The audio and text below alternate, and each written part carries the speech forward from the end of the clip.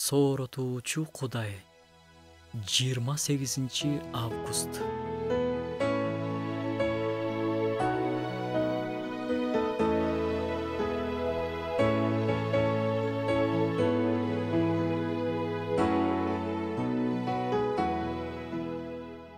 Матай жазган жакшы кабар 6-бөлүм. Бизге жамандык кылгандарды кечиргенибиздей, сен да биздин күнөөлөрүбүздү кечиргөр. Жашообузда көп эле болот. Адамдар жүрөгүбүздү оорутат.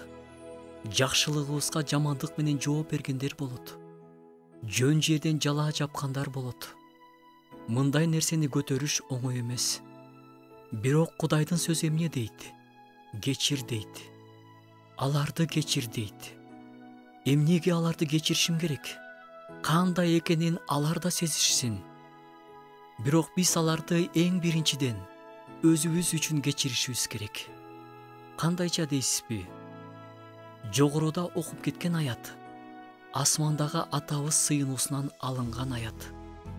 Бизге жамандык кылгандарды кечиргенибиздей, сен да биздин күнөөлөрүбүздү кечире көр дейт ал жерде.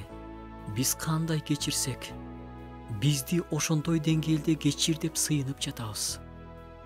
Бул мен канчалык кечирсем, сен да мени ошончолук кечир дегендик. Мен кечирбесем, мени да кечирбе дегендик дагы. Ошондуктан бул өтө олуттуу.